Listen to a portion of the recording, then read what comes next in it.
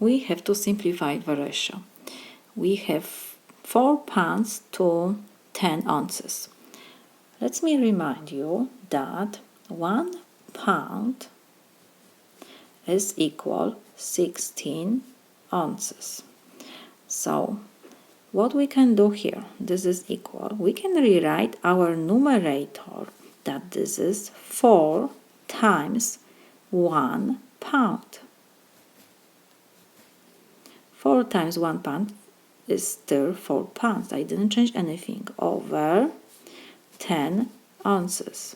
So this is equal. And now 1 pound, we know that this is 16 ounces. So we will substitute 1 pound by 16 ounces.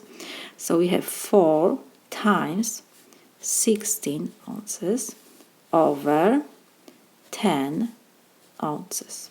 So this is equal. Now we see that we can reduce ounces.